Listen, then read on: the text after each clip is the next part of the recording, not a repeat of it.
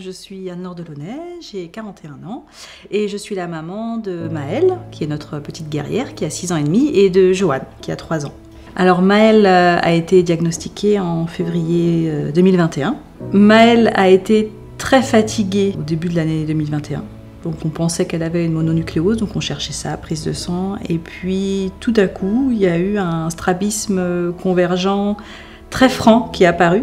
Là, on a été aux urgences très rapidement, IRM, et là ils se sont rendus compte qu'il y avait une masse.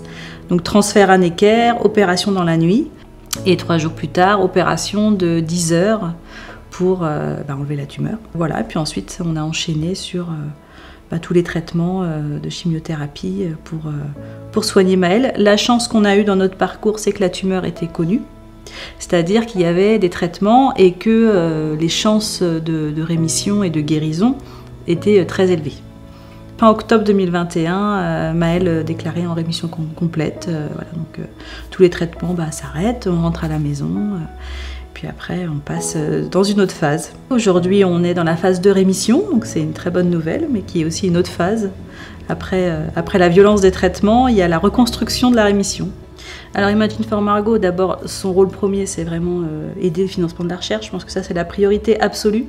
Non seulement pour guérir, enfin en tout cas trouver des solutions et donner de l'espoir aux parents pour les 20% d'enfants, notamment qui malheureusement ne s'en sortent pas, mais également pour guérir mieux, donc traiter les séquelles, et puis aussi pouvoir guérir vraiment tout le monde. Parce que nous, on parle du 80-20, donc 20% d'enfants ne s'en sortent pas, mais on va arriver à peut-être 70-80% d'enfants qui ne s'en sortent pas. Pour ça, il faut des traitements qui soient aussi accessibles pour tous. Dans la cancérologie pédiatrique, le rôle pivot des associations est vraiment très important. Et puis son deuxième rôle qui est très important pour nous, familles, c'est l'accompagnement qu'elle fait aux enfants.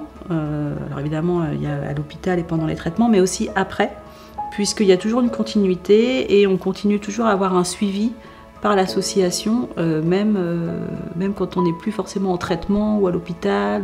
Il faut mettre en place énormément de suivi, il faut penser souvent au retour à l'école, ou en tout cas un retour normalisé aussi à l'école. Mais ce qui est fantastique, c'est cette capacité qu'ont les enfants à être résilients, à absorber. Ils ont une forme de plasticité que nous on n'a pas, je pense aussi. Et donc elle a dû réapprendre à marcher, à courir, à sauter du fait de sa tumeur, et c'est impressionnant en fait ce qu'elle est capable de faire aujourd'hui. C'est le retour à la normalité, je crois, qui est le plus chouette. C'est ça en fait qui m'émeut, c'est me dire qu'elle va faire du vélo comme tout le monde. Et en fait aujourd'hui on voit que ça se résorbe en fait, cette séquelle de la maladie. Timon, c'est un doudou qu'on a offert à Maëlle dès ses premières opérations. Il nous aidait vraiment avec Maëlle à garder le sourire et à faire beaucoup d'humour. Et ça, c'était vraiment le plus beau des cadeaux, je pense. En fait, c'est important de vraiment ne pas hésiter à s'engager, à s'investir dans cette cause, puis surtout ne pas hésiter à nous financer, à financer vraiment la recherche en cancérologie pédiatrique, parce que c'est vraiment très important. Go, fight, win!